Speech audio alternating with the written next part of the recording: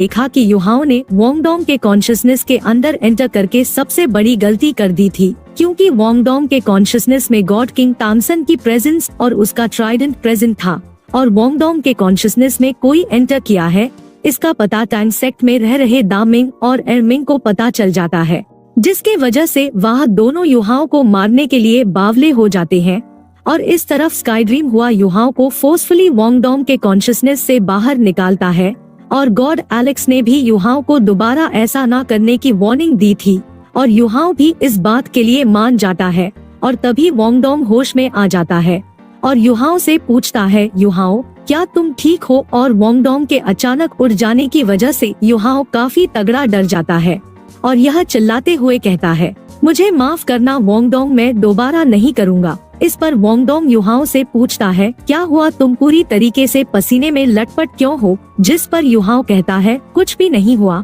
बस मैंने कुछ ज्यादा ही अपनी स्पिरिट पावर को यूज कर लिया है और मैंने देख लिया है तुम्हारे माइंड के अंदर कोई भी दिक्कत नहीं है और वहाँ पर सब ठीक है, इसलिए तुम्हें भी कोई चिंता करने की जरूरत नहीं है। जिस पर वोंगडोंग कहता है, तुम अभी काफी कमजोर हो तो फिर चलो चल के अपनी स्ट्रेंथ को रिकवर करते हैं।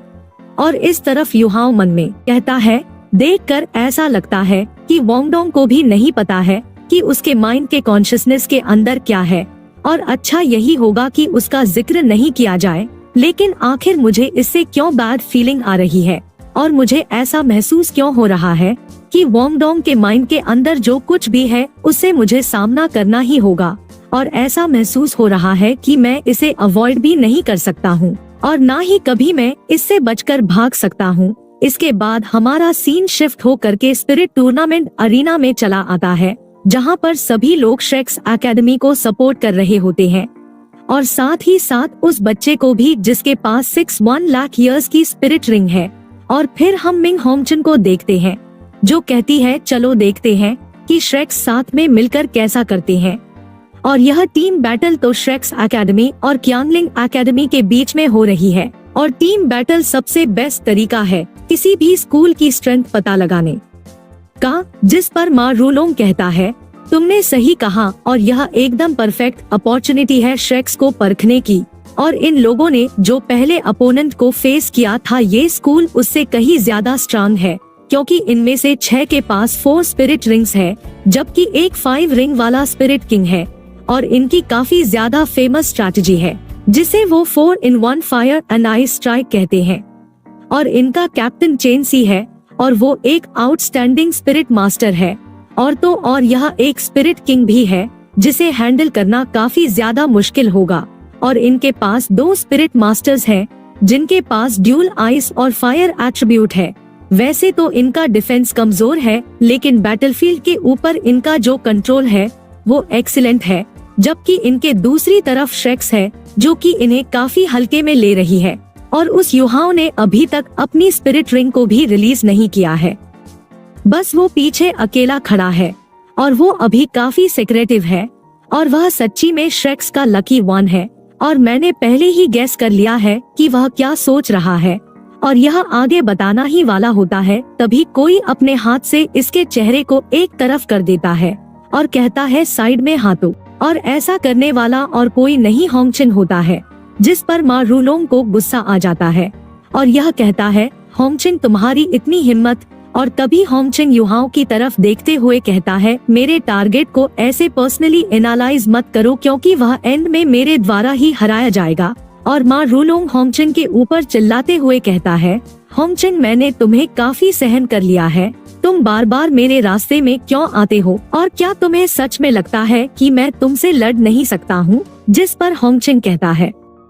सीनियर माँ आप काफी स्ट्रांग है, मैं तो डर गया। और मा रूलोंग को होंगचन के ऊपर काफी ज्यादा गुस्सा आ रहा होता है। तभी मिंग हंसते हुए कहती है, लड़ना ही सबसे अच्छा रास्ता होता है 2 आदमियों के बीच में एक अच्छा रिलेशनशिप बनाने का, इसीलिए ही तुम दोनों ऐसे ही लड़ते रहो। जिस पर होंगचन कहता है, टीस मत करो। और इस तरफ मा रूलोंग काफी खुश होते हुए कहता है, मिंग में तो बस मजाक कर रहा था, और मैं क्यों ही तुम्हारे भाई को हिट करूँगा। और होंगचन कहता है, अभी मेरी नजरों में सिर्फ एक ही पर्सन है। जिस पर मिंग कहती है, बिग ब्रदर क्या आप युहाओं को कन्फेस करने जा रहे हैं? और अब इस बात से होंगचिन को भी गुस्सा आने लगता है और यह कहता है, बच्ची अब कौन परेशान कर रहा है। जिस पर मिंग कहती है, मैं मजाक कर रही थी, चलो इनके मैच को अच्छे से देखते हैं। और वह दोनों श्रेक्स को एनालाइज करते हुए कहते हैं, वह दोनों काफी अच्छे हैं और तो और वह साथ मिलकर काफी अच्छे तरीके से काम कर रहे हैं और वह बस एक दूसरे की तरफ देखकर बता पा रहे हैं कि अगला क्या सोच रहा है और मैं बस एक बार ही देख के बता सकती हूँ कि उनके बीच का रिलेशनशिप नॉर्मल नहीं है। जिस पर होंगचिन कहता है, आखिर तुम किस तरह की चीज पर ध्यान दे रही हो। और तभी मा रूलोंग खुश होते हुए कहता है, मुझे उनकी टीम में वो मिल गया जो कि एक excellent soul spirit weapon master है और सोल स्पिरिट वेपन को कंट्रोल करने की इसकी एबिलिटी काफी हाई है और यहाँ तक कि अगर यह हमारे स्कूल में होता तो भी यह एक एलीट होता और एक नजर में कोई भी बता सकता है कि यह एक असली मर्द है और अगर यह हमारे स्कूल में होता तो मैं इसका ट्रू ब्लड ब्रदर बनना चाहता। और फिर हम बैटल अरेना का सीन दिखाते हैं जहां बैटल अरेना के अंदर एक काफी बड़े की तूफान क्रिएट हुआ होता है। जी पर जू संशी सभी से केयरफुल पीछे हटने के लिए कहता है और इस तरफ होंगचिन कहता है, ये टेक्निक सच में काफी स्ट्रांग है क्योंकि प्रैक्टिकल यह पूरी बैटलफील्ड को कंट्रोल कर रही है। और इस पर मा रूलोंग कहता है, यह टेक्निक पहले ही स्पिरिट किंग लेवल की है और देख के ऐसा लगता है कि स्पिरिट बोन ने इसकी स्ट्रेंथ और भी ज्यादा बढ़ा रखी है। और चलो देखते हैं कि अब श्रेक्स क्या करती है, क्योंकि अपोनेंट इस मौके का फायदा उठाकर अपना इस लॉन्च करेंगे और सब कुछ उनके बैटल प्लेन के हिसाब से हुआ तो वो बड़े ही आसानी से जीत जाएंगे। और तभी युहाओ अपना ब्लू रेड ऑरा रिलीज करते हुए कहता है, ये टोर्नेडो तो आइस से क्रिएट की गई है और आइस का तो मैं राजा हूँ। और युहाओ सिर्फ अपने एक हाथ के इशारे से उस बड़े से तूफान को एक ही जगह पर रोक देता है और इस नजारे को देखकर सभी लोगों के होश उड़ जाते हैं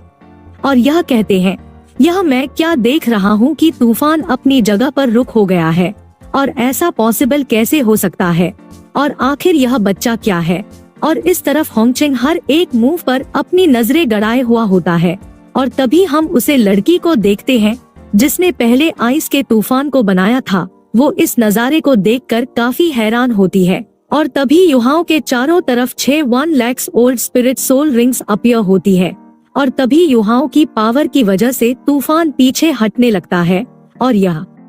अब सीधे किंगलिंग स्कूल की तरफ बढ़ रहा होता है। और तो और अब यह पहले से भी कहीं ज्यादा स्ट्रांग हो गया था और किसी को नहीं समझ में आता कि युहाओं ने किस तरीके की एबिलिटी को यूज किया है, क्योंकि बस इसने एक ही मूव में पूरे मैच के प्लान को बदल दिया होता है, जिस वजह से किंगलिंग स्कूल अपनी हार मान लेती है और सभी लोग श्रेक्स की जीत को देख के काफी खुश होते हैं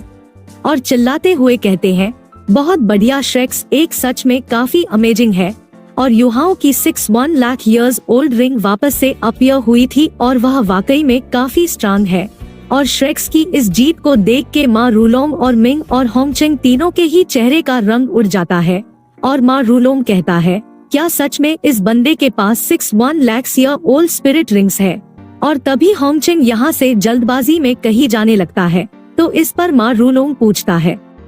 होंगचिन तुम कहाँ जा रहे हो। जिस पर होंगचिन कहता है, मुझे किसी चीज को अभी के अभी कंफर्म करने की जरूरत है। सभी लोग कह रहे होते हैं कि क्या सच में दुनिया में ऐसा भी कोई हो सकता है जिसके पास 6 1 lakhs year old spirit rings हो और उसको तो सिर्फ एक ही मूव चलने की जरूरत है और वो बड़े ही आसानी से पूरे मैच को जीत सकता है। और युहाओं ने ऐसा दोबारा से किया जिस वजह से इस चीज ने इसे और भी ज्यादा मिस्टीरियस बना दिया होता है। और तभी हम एक रूम के अंदर उसी टीम के लड़का और लड़की को देखते हैं जिस पर वो लड़का उस लड़की से पूछता है, क्या तुम ठीक हो, तुम तो सच में काफी बुरी तरीके से कांप रही हो, आखिर तुम्हें ऐसा क्या हो गया है। और इस तरफ ये लड़की काफी ज्यादा डरी हुई होती है और यह दर्द भरी आवाज में कहती है, ये सच है, उसके पास सच में 6 1 lakhs ईयर्स ओल्ड रिंग्स है। और इस चीज को सुनकर इस लड़के के काफी तगड़े वाले होश उड़ जाते हैं